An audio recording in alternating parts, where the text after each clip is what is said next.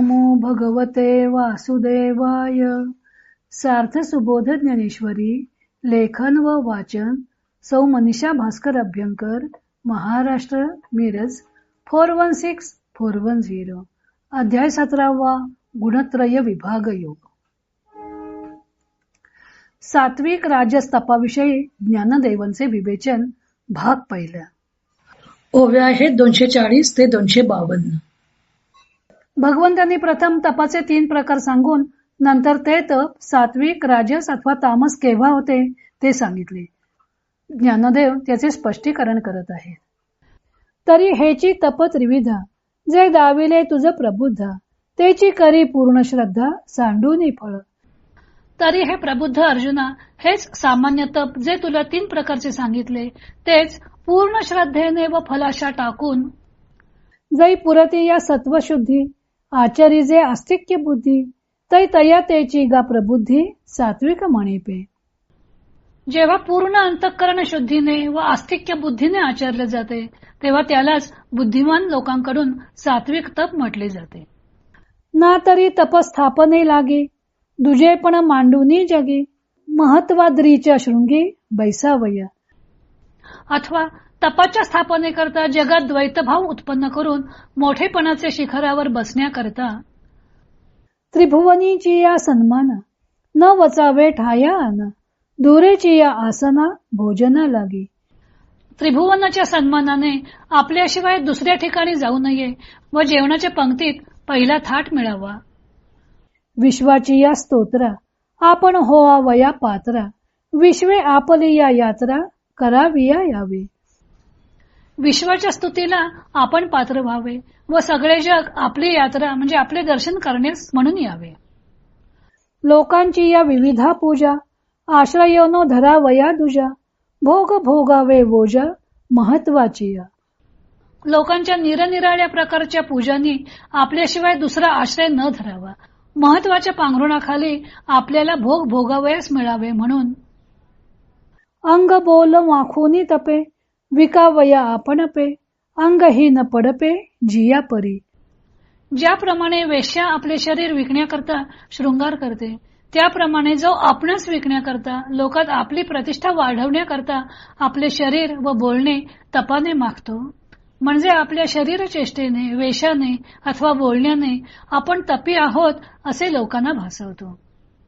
हे असो धनमानी आस, वाढवूनी तप कीजे सायास, तै तेची तप राजस बोली जेगा. हे राहू दे, धनाच्या ठिकाणी व मानाच्या ठिकाणी आशा वाढवून जे आयासयुक्त कष्टाने भरलेले तप केले जाते त्या तपाला अर्जुना राजस तप म्हणावे. परी पहुरिणी जे दुहिले, तै ते गुरुन दुभेची व्याले, का उभे शेत चारिले, पिकावया नुरे. परंतु पहुर्णी नावाच्या किड्याने गाभण गुराचे थान चोखले असता ते गुरु व्याल्यावर दूध देत नाही, अथवा शेतात पीक उभे असता ते जनावराकडून चारले गेले तर ते शेत पीक देण्यास राहत नाही.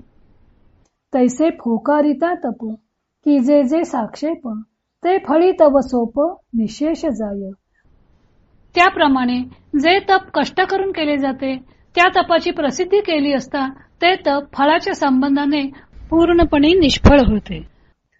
ऐसे निर्फळ देखोनी करिता, माझारी सांडी पंडूस होता, म्हणून नाही स्थिरता तपातया. अशा प्रकारे ते तप निष्फळ आहे असे पाहून तो ते तप करीत असताना मध्येच तो टाकतो, म्हणून अर्जुना त्या तपाला स्थिरता नाही. एरवी तरी आकाश मांडी, जो गरजूनी ब्रह्मांड फोडी, तो अवकाळू मेघू काय घडी राहता आहे. सहज विचार करून पाहिले तर जो अकाली आलेला मेघ आपल्या दाट फळीने सर्व आकाश भरून टाकतो व जो मेघ आपल्या गर्जनेने ब्रह्मांड फोडतो, तो अकाली मेघ घटकाभर तरी टिकतो का. तैसे राजस तपजे होये, ते फळी कीर वांझ जाये, परी आचरणीही नोहे निर्वाह तेगा.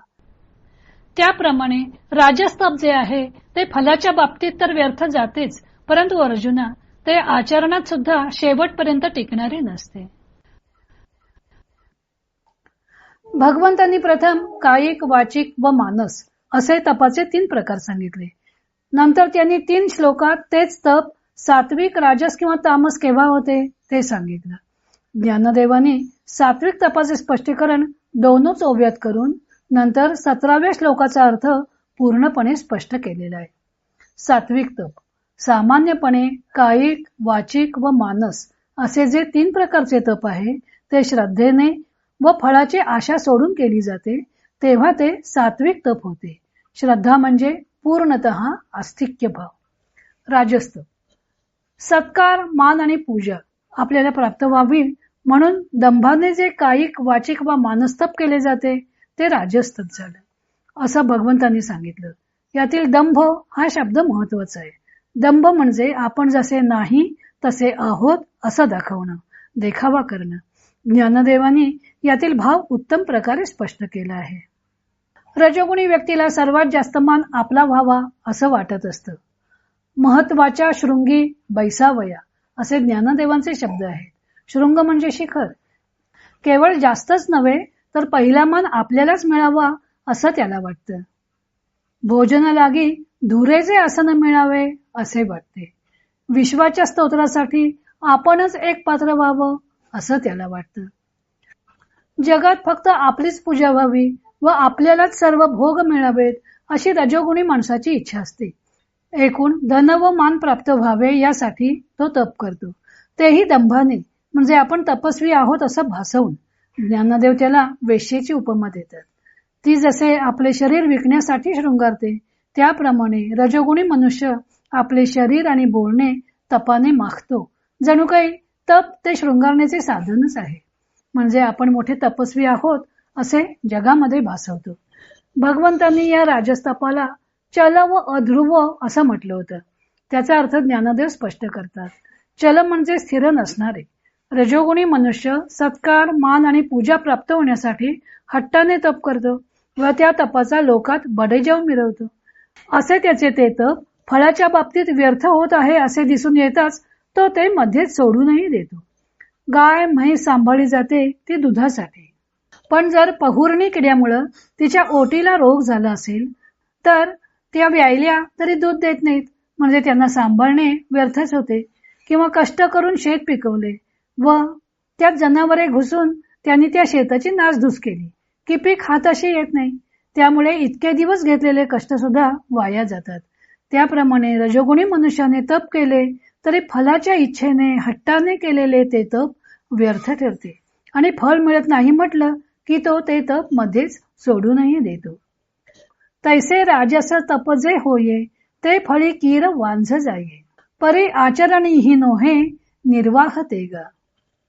रजोगुणी मनुष्याचे तप अध्रुव म्हणजे क्षणभंगूर, अर्थात फलाच्या दृष्टीने क्षणभंगूर असते व त्याचे तो आचरणही शेवटपर्यंत करत नाही.